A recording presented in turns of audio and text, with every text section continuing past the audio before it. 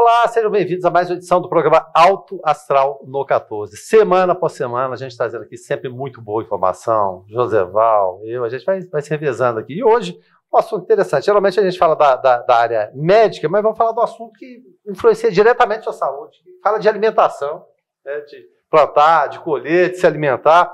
E para falar a respeito disso, a gente trouxe aqui o Mauro Araújo Dias. Se me permitir, vou chamá-lo de Maurão, tá? O José falou, é Maurão. Então, Mauro Araújo Dias, ele é proprietário de um parceiro, patrocinador nosso aqui, da Fazenda Campo Largo, rapaz. Então, vamos começar primeiro dando as boas-vindas para o Maurão. Maurão, você é bem-vindo aqui ao programa Atuação do 14. Obrigado, Guilherme. A gente fica muito envaidecido de ser convidado a fazer um programa com vocês. A gente sabe da repercussão, da seriedade que vocês têm e quanto vocês atingem a sociedade com boas informações. Fazenda Campo Largo, lá cria-se gado de corte e leiteiro também, né? Vamos falar um pouquinho da Fazenda Campo Largo, desde quando ela existe. Como que começou esse negócio? Geralmente, quando os entrevistados vêm aqui, a gente é um pouco invasivo para tentar entender a história de vida de cada um. A Fazenda Campo Largo, ela existe há mais de 10 anos. Eu já tinha outra fazenda de leite em Anápolis, que era a Fazenda Boa Vista. Sim. E a Fazenda Campo Largo foi um projeto que a gente colocou no coração de que fazer algo diferente, fazer algo bem feito. E nós viemos aí, nesse tempo todo, trabalhando através de boas práticas, através de genética, e a gente tem conseguido fazer com que ela seja um referencial de produção de leite e gado de elite na região. Bom, você falou aí de, claro, novas tecnologias, elas vão aparecendo cada vez mais. Perfeito. Eu queria que você falasse um pouquinho da importância dessa tecnologia, de estar ligado o tempo todo nisso, né? E, claro, tem o manejo do dia a dia, a presença humana, ela continua sendo indispensável, aquele olhar do dono, dos aquelas pessoas que estão ali, ela é indispensável, de fato, mas de que forma a tecnologia está casando com tudo isso? Como se diz, a tecnologia e a fazenda, são duas pernas, né? A gente coloca a genética e a tecnologia vem completar a genética. E ela traz bons resultados, né, na produção de leite, na qualidade de leite, na qualidade da vida dos animais e também na qualidade da vida dos trabalhadores que laboram conosco no dia a dia.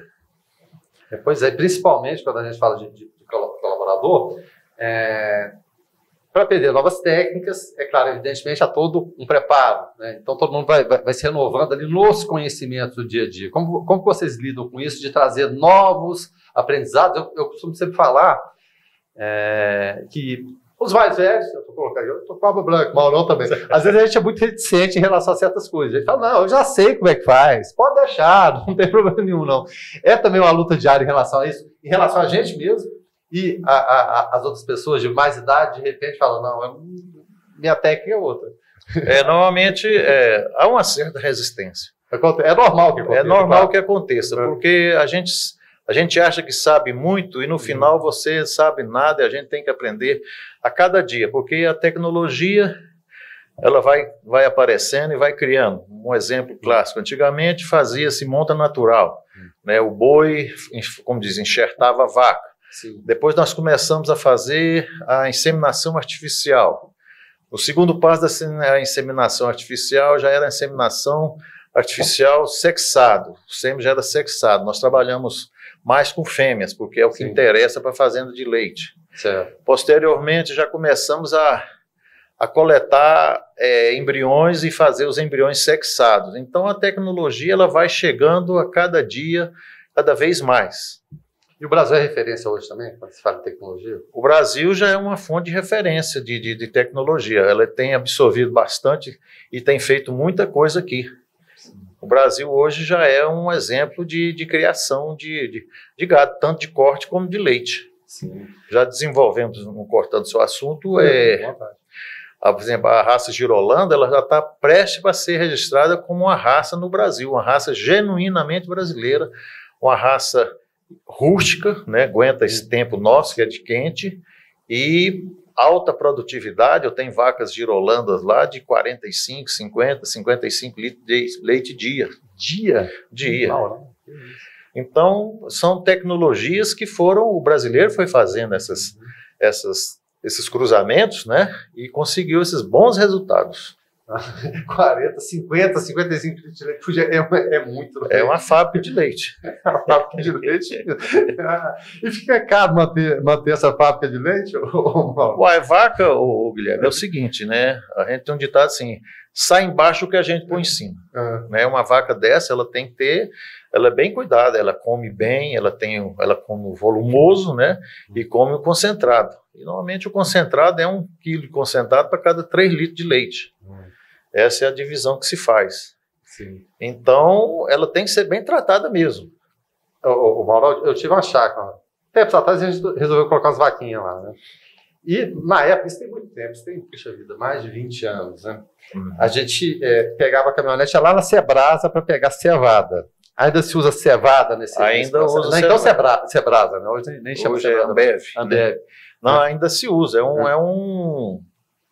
Como se diz, um insumo que ele é muito bom, usado com parcimônia, né? Sim. Ele é muito bom porque ele tem um preço relativamente bom e ele tem um resultado excelente, mas tudo dentro das limitações, né? Não se tudo pode, na sua dosagem, né? Na sua dosagem que você faz o trato diário. Sim. E no dia a dia, é mais fácil lidar com gado de corte ou gado leiteiro? Qual a especificidade de cada um, assim, a dificuldade, a vantagem de cada um? O gado de leite, você não pode nunca tirar os olhos dele. Né? Desde quando pare os bezerros, você tem que cuidar dos bezerros. É quase igual filho mesmo. É igual filho para mais. Para mais, porque você cuida mais deles que dos é um filhos. investimento muito grande. Quando a gente fala assim, que você joga uma bezerra no chão, ela já cai para você no chão custando em torno de R$ 2.500. Já sai com a ré de 2.500. Já sai valendo isso aí. Agora, aí vai toda uma sequência até virar uma vaca, uma reis adulta. Agora, o gado de corte, não. O gado de criar, eu crio em Nelore. Esse Nelore eu crio em São Francisco e Goianésia. Sim. Esse é mais tranquilo, né? Você consegue, com pouca gente, você consegue criar um número grande de gado. Agora, o gado leiteiro, não. Tem que gostar muito. Tem que gostar muito. E você tem uma preferência pessoal por um ou por outro? Tá, os carinhos dois? Eu sou apaixonado por gado leiteiro. Tem uns amigos meus que falam, que já entraram, já saíram. Você está até hoje, eu sou apaixonado. Você aguenta, né? Eu não aguento. Não. Né, você chega assim, você vê uma novilha, como diz, de primeiro parto, com uns 24 meses, 25 meses, já está parindo. Você pega uma novilha aí de 28, 30 litros, no primeiro parto. É algo que enche os olhos. É o processo, a natureza ali trabalhando. Você vai pega amor, Mauro. Pega amor. No pega bichinho amor. Ali. Você vai olhando assim, lá a gente cria num sistema que chama compost barn. Fala pra gente o que é isso. É um sistema americano, são os galpões, e nesse galpão ele tem 50 centímetros de maravalha de eucalipto. E o gado fica estabulado em cima dessa maravalha. Certo. Então, o bem-estar do gado é fabuloso. Eu digo que vive melhor do que eu, porque tem os ventiladores que refrescam. Cada ventilador de 2,20 metros de altura. Você imagina. E eles refrescam essa cama, refrescam esse gado. E na pista de alimentação também nós temos os pulverizadores de água sobre elas. Por exemplo, nesse tempo ela está sendo pulverizada no que está comendo para refrescá-las, para não ter estresse térmico. Porque eu e o Mauro chegamos aqui no estresse térmico, né? Então elas têm, para não ter estresse térmico, né? Eu até conversei com o Joseval, falei, um dia eu vou te chamar lá para você ver. Delas deitadas na cama, que a gente chama cama, e tem vaca que elas ficam assim, um sono profundo, que chega a roncar. Tranquilidade. Né? Tranquilidade, bem-estar que o animal sente. Faz a diferença também na hora do leite, né? Faz sim, porque ele tem...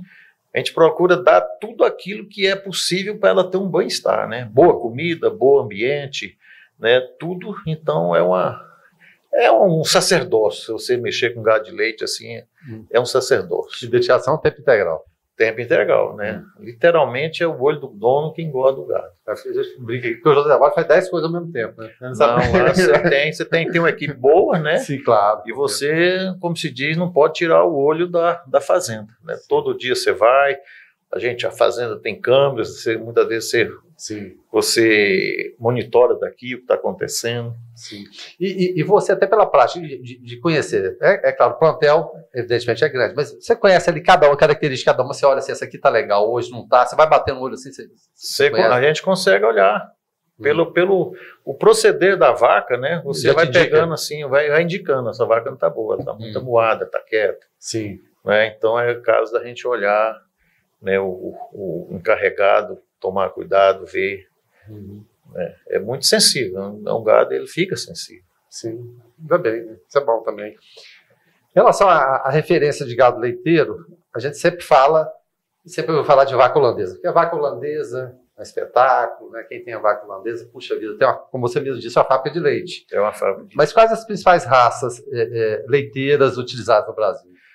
São, assim, em grande escala, é a holandesa, né? Que é a mais tradicional? É a taurina, e a girolanda, que é a zebuína. Ainda tem a Jersey também, que é muito boa, mas as que mais produzem leite mesmo, assim, disparada, é a holandesa, né? Holandesa, um plantel aí bom, tem vaca de 80 litros. É uma coisa É o espanto. Não, mas é de espantar mesmo. São 3 ordenhas, né? Tem que fazer 3 ordenhas, porque senão dá um prolapso de úbere, né? Sim. Ela rompe os tendões.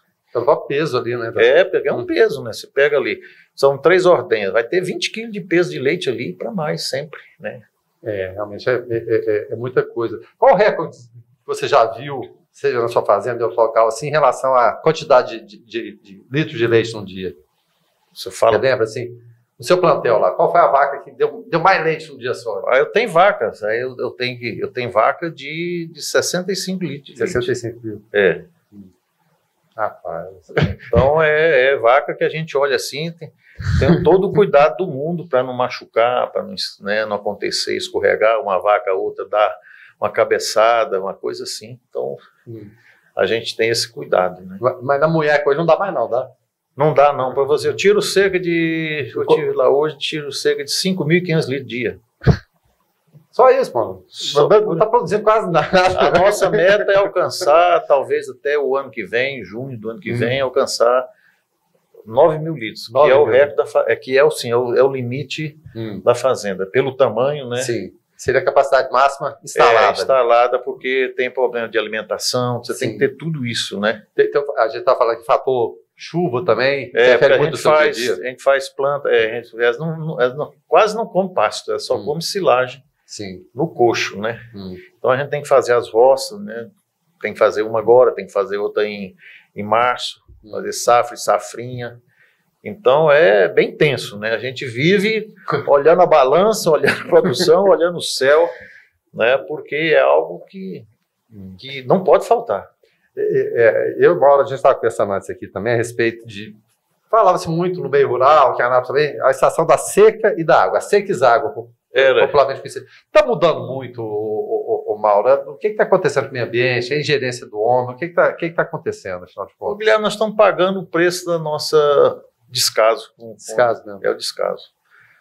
Você vê, o regime das águas que a gente fala já não é mais aquele de antigamente. Nós conversamos aqui que 7 de setembro chovia. Exatamente. O Mauro até falava que se lava lá no estadual e subindo a Goiás ali chovendo. Já aconteceu, não sei se você lembra, 31 de julho que costumava cair o aniversário da cidade.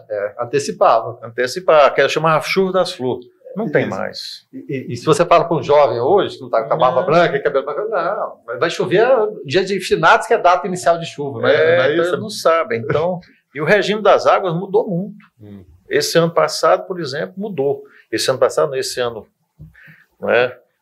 A chuva cortou muito cedo. Então, a gente que planta safrinha em março, final de fevereiro, que a janela fecha no final de fevereiro, a gente planta a safrinha de milho, muita gente perdeu. Sim. Porque cortou a chuva de uma vez. Esse lado aqui de Caldas Novas, não sei se andou por essa época lá, você olhava as lavouras assim, tudo pequenininha de judiação, a folha torcida morta. Vocês têm interlocução, que é claro, a gente está falando de tecnologia no campo, a gente tem também em relação à meteorologia. O convidado constante nosso é o André, lá do Cimego, né? que o Instituto de Meteorologia aqui de Goiás. Vocês têm essa interlocução de previsão do tempo, de saber como que está, o que, que vai acontecer? Como funciona isso? A gente usa diversos sites, né? Eu uso o Clima Tempo, eu uso o CPTEC, eu uso o INMET. Sim. Então a gente vai pesquisando. E a gente tem muita assim, ligação com outros produtores, né? O pessoal da soja é mais antenado ainda. Mais antenado ainda. Né? Eu tenho um próprio Cimego, né? Então eu tenho amigos que mexem, vocês estão para lá quieto, parado, assustado, porque a chuva não veio e cortou. Ainda existe uma previsão ruim aí, diz que vai ter um veranico em novembro, uns 10 dias. Então se você coloca a semente no chão, ela está germinando, ele está com toda a força para germinar e corta, vai dar um prejuízo razoável na lavoura se não perder toda, né? Isso é lamentável. Voltando aqui para o assunto da vaca leiteira, ela tem um tempo de vida útil? A vaca, normalmente, a gente fica com ela, ela começa aos 24 meses, ela nos dá umas 4, 5 crias, até quando a gente é tecnificado. Sim. Aí você vende para outros produtores, né? Quando ela dá 4, 5 crias, normalmente ela já vai te deixar umas 3 fêmeas, né? Vai deixar uma descendência boa. Aí você vende ela para outro produtor menos tecnificado, que precisa de um gado bom. Que às vezes pro dia a dia ali também é tranquilo. Né? Então a gente sempre, esse é um comércio que a gente sempre faz. E a expectativa de vida, para além da vida útil, mas a vida tempo de vida de uma vaca? A vaca, ela... 12 anos já é muita coisa. 12 anos já está na idade. Já está numa idade que não é para ficar no rebanho. Sim. Né? Às vezes a gente pensa, fala assim, o pequeno produtor, às vezes ele deixa, né? Essa vaquinha é muito boa de leite. Adquire estima lá, né? Tem umas tetas mole, bom para tirar leite, essas coisas. A Jesse é mais longeva. A Jesse ela vai 14, 15 anos. Mas normalmente é esse número que vai. O ciclo de vida é esse aí. Né? Mudando agora o assunto para o gado de corte. A gente falou aqui quais seriam os melhores em relação ao gado de leite e o gado de corte. Quais seriam as melhores raças disponíveis? Como o Brasil está lidando? Hoje o Brasil, pelo menos no centro-oeste, norte, centro-oeste, é a raça Nelore, né? Ela mais que adapta ao frio, ao calor, né? Então é a que mais prevalece. E hoje surgiu muito o cruzamento industrial com Angus, né? Que é onde coloca um taurino num zebuíno. E dá uns cruzamentos industrial bom, pesado, touro aí com 20 meses, aí, boi com 20 meses, você consegue aí 18 arrobas por aí já para abate. É o que a gente chama hoje de boi China. O frigorífico dá muito valor nesse boi, porque ele é novo, precoce, a carne marmorizada, então... Saborosa, né? É o boi China, ele tem até mais valor. Bem que hoje está inexplicavelmente, eu não sei por que cargas d'água, não sei se é eleição, o que é, mas o preço da arroba está bem defasado. Caiu de 340, 350, e olha, nós estamos no auge da seca. Né? Sim, ele está exatamente. Para 260, 270. O ideal seria pelo menos então 340. 340 acima. Acima. Então não está conseguindo. Os frigoríficos não estão pagando. Agora, o interessante é porque eles estão pagando barato, né? E o açougueiro eles não baixaram. Baixou para o produtor, mas não baixou para o açougueiro. Consequentemente, seria baixar para a população. Né? E para exportação, né? E a exportação... Agora, eu estava lendo algo interessante, que eles falam muito da exportação. Nós consumimos 84% do rebanho aqui dentro do Brasil. Nós exportamos só 16%. Então não tem aquela impressão que não vai. De cada 10 boi abatido, 8 fica no Brasil. Sim, não vai para a China? Não é essa coisa assim. Né? É até um fato que eu até não tinha tentado. Aí esses dias olhando, lendo as reportagens, aí surgiu isso aí. Eu falei, coisa interessante. Pois é, eu não tinha essa noção. Minha noção é exatamente essa. Não fica porque fala assim, não, porque exporta tudo. Não exporta tudo. 84% do abate fica no Brasil. Número para lá de relevante. Falando de engorda, qual o tempo médio de engorda do boi para ele estar no ponto de abate, a partir do momento que ele nasce ali? Mudou muito, né, Guilherme? Porque antigamente você matava, eles falavam assim, boi de 4 anos. Boi de 4 anos já é marruco. Boi de 4 é uma boiada pesada, boi de 4 anos, 5 anos. Hoje não, hoje 24, 30 meses, eu já não pode passar disso. Sim. Né? 30 meses, 24, 30 meses, já tem que estar com 18, 20 arrobas. Certo. Que é o ponto ideal de você colocar no frigorífico, para fazer uma reposição, por girar, né? Teria que girar assim. Sim. E a alimentação desse gado de corte no dia a dia? Aí tem Essa alimentação de corte, assim, hoje tem muito pasto, mas o grande como se diz, fornecedor do mercado são os confinamentos, né? Porque o confinamento é que faz o gado chegar mais rápido. Não deixar de fazer exercício. Né? É. Não pode malhar, não. Agora o pessoal do confinamento está passando aperto, porque está começando a hora de tirar o confinamento, né? Que está começando a chover. Sim. O gado não pode mais ficar no confinamento, porque se começar a chover demais da barra, o gado começa a perder peso. E o preço está assim. Está como diz, um cabo de guerra entre os frigoríficos e os produtores. Imagina o dia a dia. Voltando aqui para o gado de leite, é claro, a gente imagina no leite, mas imagina acessórios que vem de produção, queijo, queijão, manteiga, calcular também trabalha com esses subprodutos, vamos dizer. Tem o principal ali que é o leite, mas... Não. Ou não, é só o leite. Eu já fiz isso. Antigamente eu tinha um pequeno laticínio, chamava Leite Boa Vista. Eu empacotava cerca de 2.000 litros por dia, um mini laticínio. Mas é muito difícil você fechar a cadeia. Ou você produz, sim, ou você vende. Fica um desafio muito grande. Né? É um desafio muito grande, tudo, porque você vai concorrer com grandes laticínios, né? Então, é muito difícil. Você pega o leite todinho, né? E depois pulveriza. Para depois juntar o dinheiro. Então, você se demanda muito tempo e não é viável economicamente. É tempo, mão de obra, trabalho. Trabalho, é tudo. Eu vi que o Paulo até falou assim, eu percebi na hora. Deixa para o outro fazer o quê? Deixa fazer, realmente. Não tem problema, não. Vamos falar aqui de agronegócio. E você acabou de trazer essa informação aí, e a sensação que eu tinha era exatamente o contrário, de que, puxa vida, né? Exportamos mais do que a metade, mas não é. Na verdade, 15% vai lá para fora. Mas a dimensão do agronegócio para o Brasil hoje, a gente sabe que em momentos de crise, o agronegócio praticamente sustentou. Vem na cacunda aqui e vamos levando. Ele não parou, o agronegócio ele não parou. Quando aconteceu todas essas pandemias, tudo que aconteceu aí, o agronegócio ele ficou girando e produzindo, né? A fazenda de leite continuou a tirar leite, continuou a engordar gado, continuou a fazer frango, continuou a fazer porcos, né? Então, a plantar soja, milho, algodão. Então, o agronegócio ele não parou em tempo nenhum. Esse ano nós devemos exportar aí algo de 1,3 trilhão. É o PIB do agronegócio. 1,3? Quer dizer, 1 trilhão e 300 bilhões de reais. É muito dinheiro. É muito dinheiro.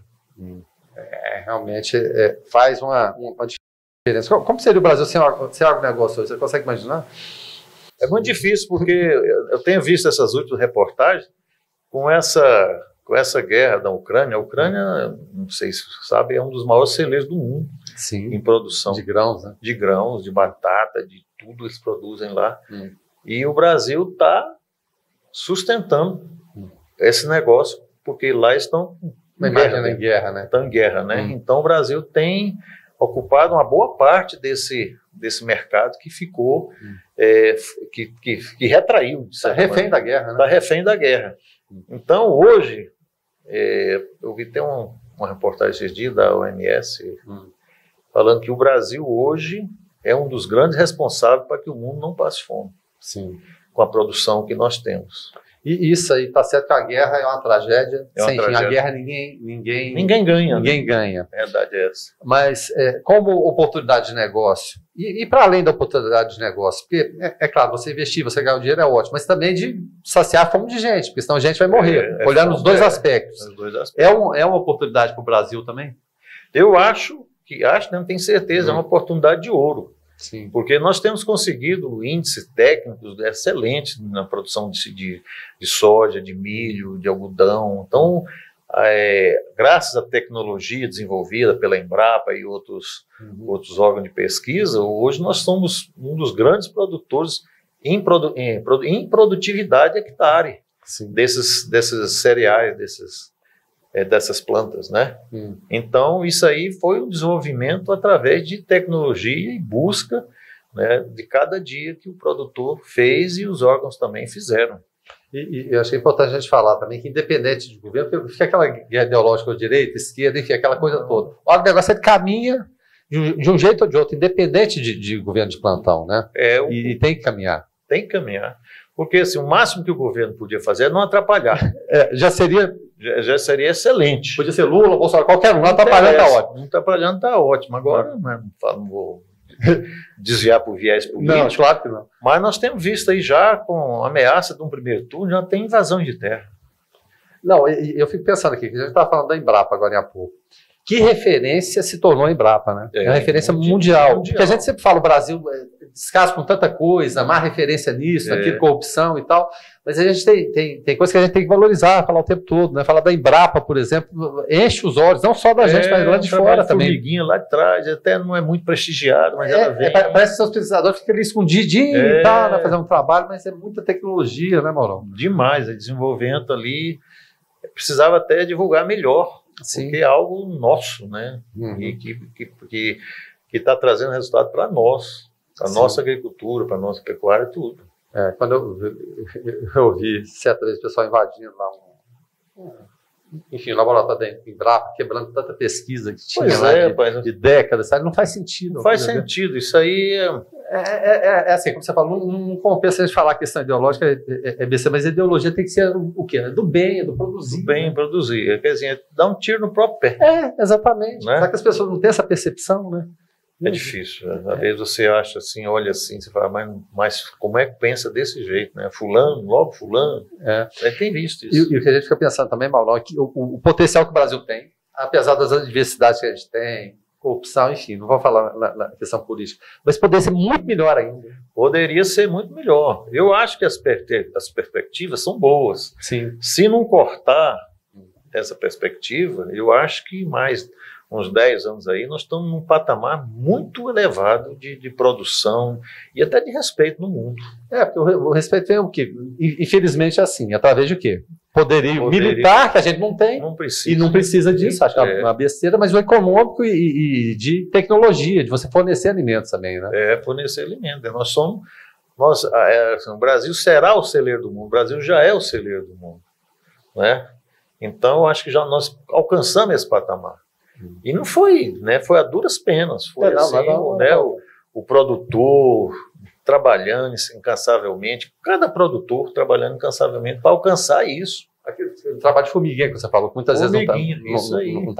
Não estou falando que você é formiguinha, mas fazendo Campo Largo ali. Mas a gente é formiguinha. Se juntar no contexto, todo mundo faz a gente é formiguinha para fazer o todo.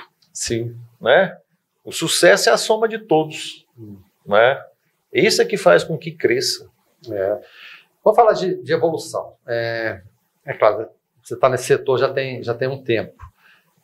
A coisa evoluiu muito de quando você começou para hoje? Evidentemente sim, mas principalmente em que aspecto? A gente está falando de tecnologia, manejo. Como que você viu o que estava lá atrás e se o Mauro lá de trás olhasse para hoje aqui e falasse, puxa vida, virou isso aqui, você acreditava? Era difícil. É difícil de crer? É difícil de crer, porque as coisas foram acontecendo e você vai vendo as coisas acontecer e a gente sempre tem que buscar novas tecnologias. Eu sempre fui muito inovador, sabe? Eu sempre procurei novas tecnologias. E a coisa é assim, né? Porque senão você é atropelado, né? Porque assim, você tem que fazer a coisa, porque assim, o que vai fazer o ano que vem, que aconteceu o ano que vem, você tem que fazer agora. Na agricultura, na pecuária, é assim. Você emprenha uma vaca agora, você vai ver o resultado outubro, você vai ver lá para junho e julho. Sim. Você faz uma lavoura agora, você vai ver o resultado dela lá para março. Então, é assim, a gente sempre trabalha algum ano na frente. A gente trabalha, planta, né, como se diz, faz a cria e espera acontecer. Sim. Né? Espera e fica assim, que o tempo seja, que ajude, né, que a praga não venha, né, e assim são coisas. Mas isso faz parte do dia a dia.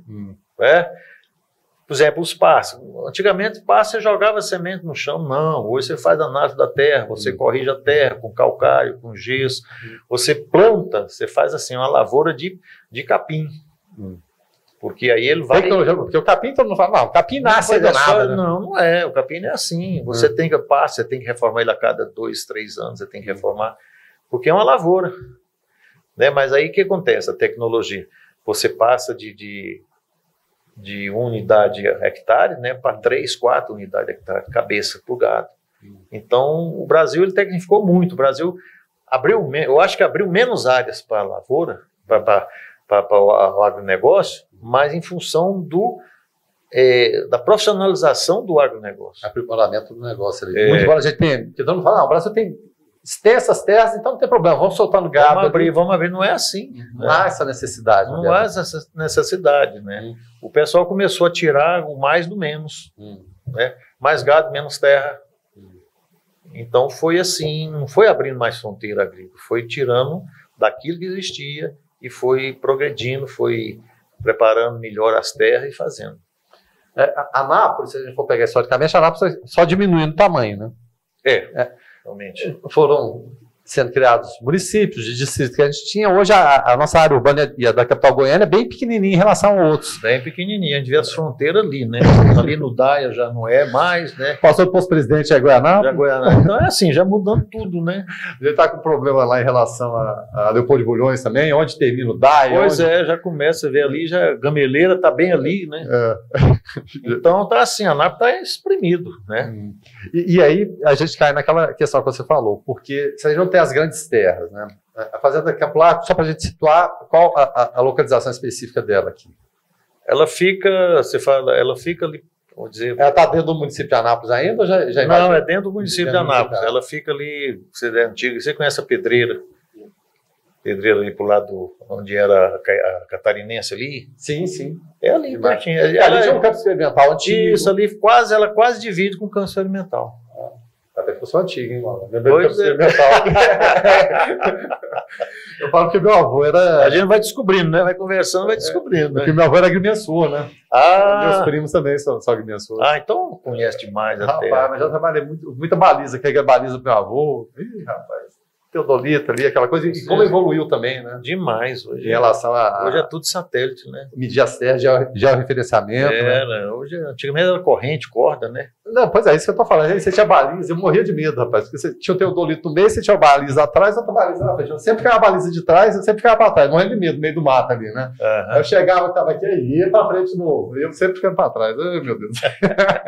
Mas assim, tudo é bom, né? A gente lembra assim, muita gente vê os cabelos brancos e fala assim, saudosismo e tal, mas era uma época bacana. Não que a gente não tenha que se adaptar ao dia de hoje, mas eu acho que você resgatar, ter esses momentos bons e passar para as futuras gerações também é muito importante, né, Mauro? Não, é muito importante. Né? Eles não vão viver o bom que nós vivemos. O apuro, mas que era um apuro bom, né? Aquilo era um apuro, era a melhor coisa que tinha. Né? E hoje eles são muito até presos dentro de casa, né? Não conhecem essas coisas. Eu brinco assim, que tem menino que acha que uma vaca é uma caixinha de leite. Né? Não conhece uma vaca, né? Até espanta, né? Que bicho espanta, o que é isso? Né? Se vê, corre, né? Mas é um monstro. É uma vaca. Não, meu filho, o leite que você toma sai dali. Dali, não tô nele. Eu brinco e tem uma geração que você tem alguma dúvida, você pode passar isso aqui para eles que eles resolvem na hora com você. Não sei se já deve ter acontecido. Já, sim. Passa aqui que... Parece que nasceu com isso, né? Nasceu com isso. É impressionante a afinidade, né? A facilidade que eles têm com as novas tecnologias, né? Sim. Eu, com o celular, eu sei ligar, desligar e só. Basicamente, para mim, é o telefone, praticamente. E você está falando de ligar e desligar, acho muito interessante. Tem alguns jovens de hoje, eles não sabem atender telefone. Também não. Se você liga, nem o alô fala. Não. Parece que tornou uma coisa, né, distante. Distante, assim. Não... Tem que ser a mensagem pelo WhatsApp, aí você manda mensagem, se a pessoa não responde na hora, você fica com raiva. Mas por que não liga para ele, então? Não é? Ué. Tem gente que eu conheço e fala assim, eu não atendo ligações, somente mensagens. Mas é outra geração, é nova. Geração. É outra geração. Faz o que é mais fácil. Rapaz, é só tecnologia ali. Mauro, conversa boa, bate-papo bacana esse com você aqui. Em relação ao seu dia a dia, a gente imagina que o homem do campo sempre acorda cedo. A sua rotina é muito complicada? Como é que era no dia a dia? Sem querer ser invasivo aqui? Ou você delegar funções também? Não, nós estamos no estágio que a gente conseguiu montar uma equipe boa. Né? Tem veterinário que trabalha para a gente, tem um gerente que trabalha para a gente.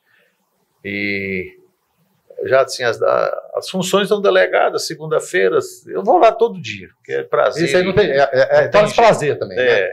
Então, mas a gente faz isso de bom grado, alegre, acorda cedo, às vezes a gente entra no celular para ver que tem câmeras lá, a gente vê o gado indo para a sala de ordenha, o gado na ordenha, então são coisas que agrada a gente, faz parte do nosso, como diz, ideário, do nosso dia a dia. E a família envolve também? Ou não? Só mal não? Não, mas eu envolvo mais.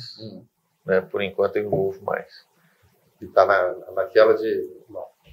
Envolvimento tem que vir natural também, nada com pressão também funciona. Não, tem que vir natural. A gente faz isso aí com bom gosto, como se diz.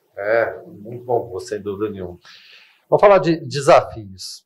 É claro, eu citei aqui, peguei um espaço de tempo, quando você começou, onde você está hoje. Quais são os desafios que você vê daqui para frente? É claro que prever o futuro, se todo mundo pudesse prever, ia ficar todo mundo milionário, né? Nossa, seria o melhor dos tempos. Estaria tudo mais tranquilo. Mas pela experiência que você tem, Mauro, quais são os principais desafios? O que espera a gente lá pela frente?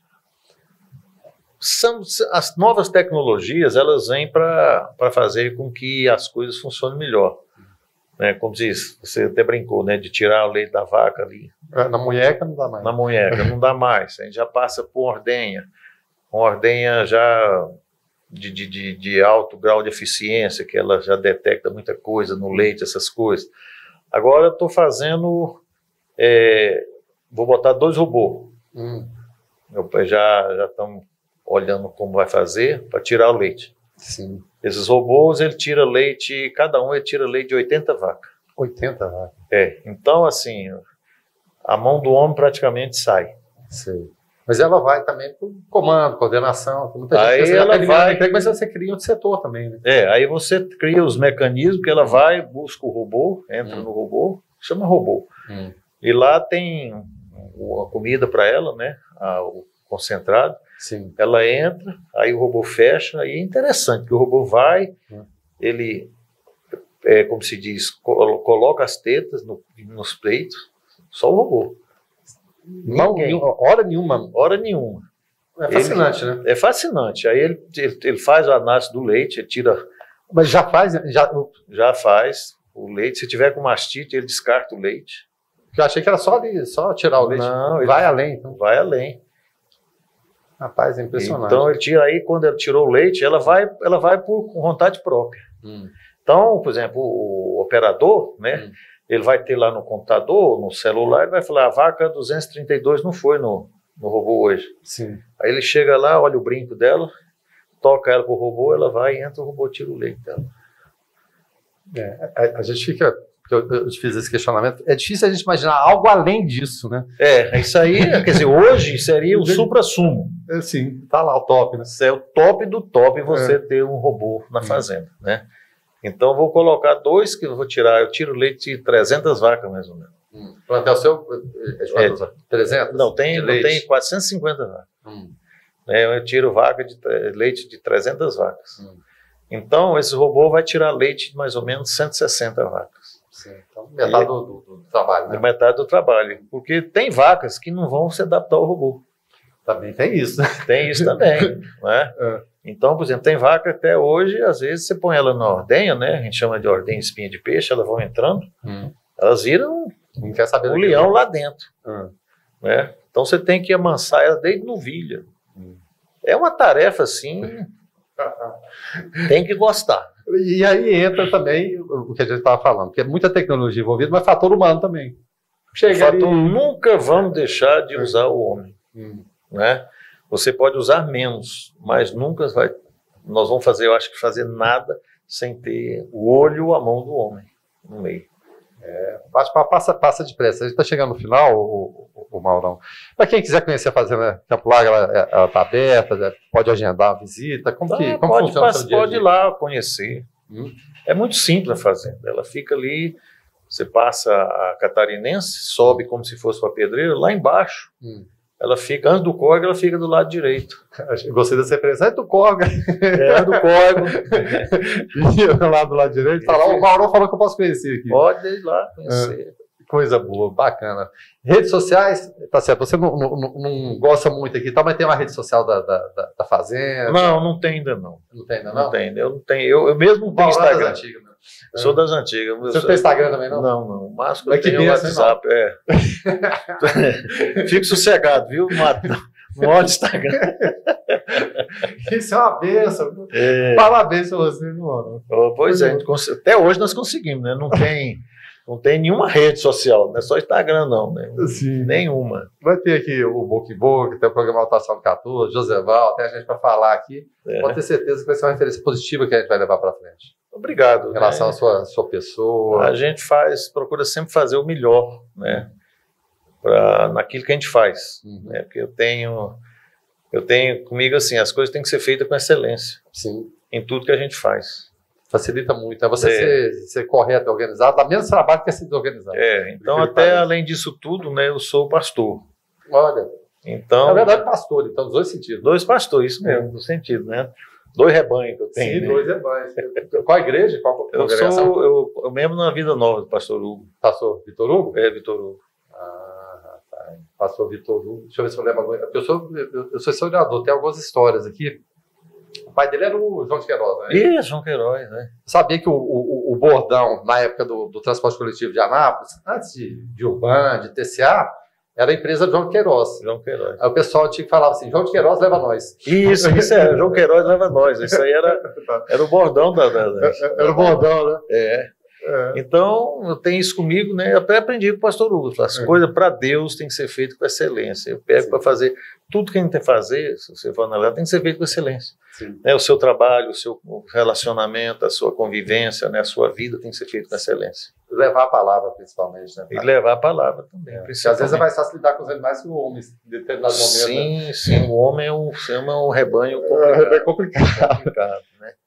Tem até história assim, nós estamos falando aqui, uma história de que o pastor de ovelha mesmo, quando a ovelha é muito levada, muito fujona, dizia que ele quebrava a perna da ovelha, encanava e botava junto do rebanho e cuidava dela. Aí nunca mais ela fugia. Ela ficava sempre ali junto com o rebanho. Estava ali juntinho. Quer dizer, ele fazia isso para salvar a vida dela, né? O lobo não pegar, para o bicho não pegar. É o que eu falo hoje em dia na criação do dia a dia dos filhos, principalmente, né?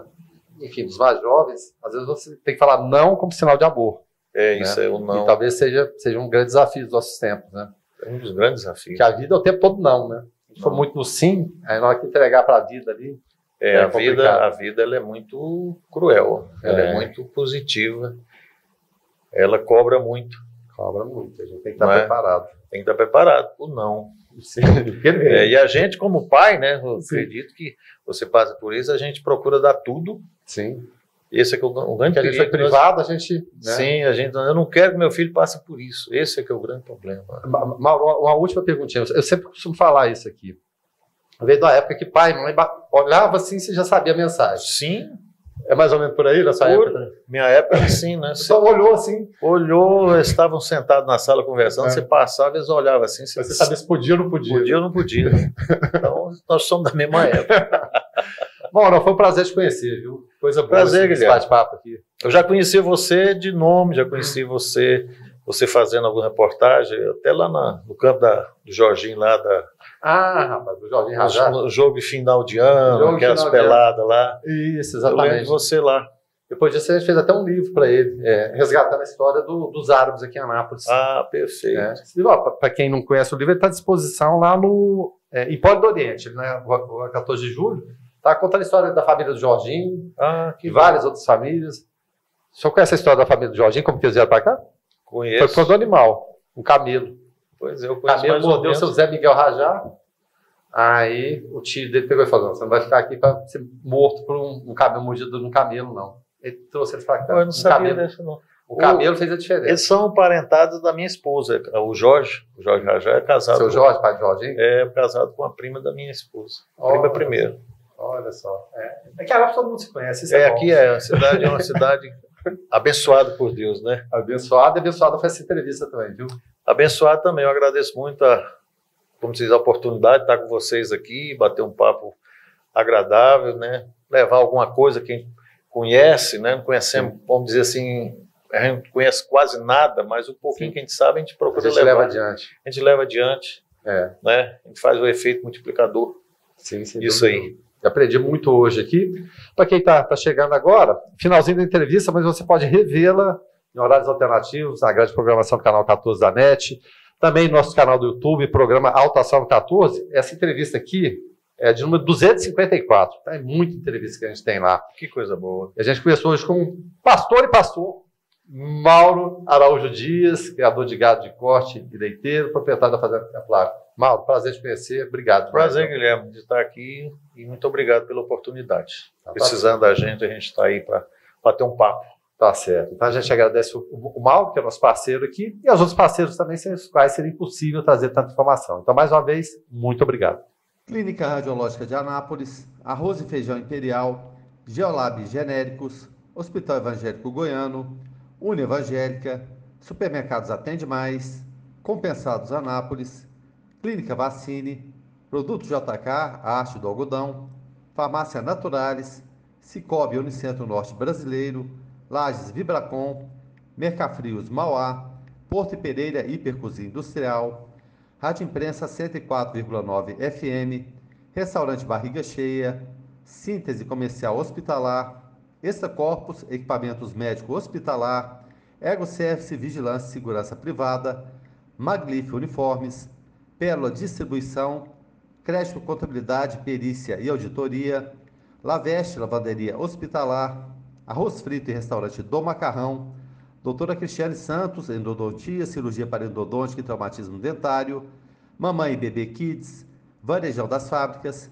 Clínica Alto Astral, USA Arquitetura e Interiores, Fazenda Campo Largo, leite de qualidade, Arquivo Off, guarda e organização de documentos, Folha Suplementos Naturais, Droga Lúcia, Economia e Serviço da Sua Saúde, Opção Ótica, Doutor Café, Cafeteria e Doceria, Exclusiva Castor, um sonho de colchão, Centro Automotivo de Reparos Lacar, CapLife, tratamento capilar, Dotes, Tecnologia e Comunicação, Sabor e Arte, a arte de comer bem.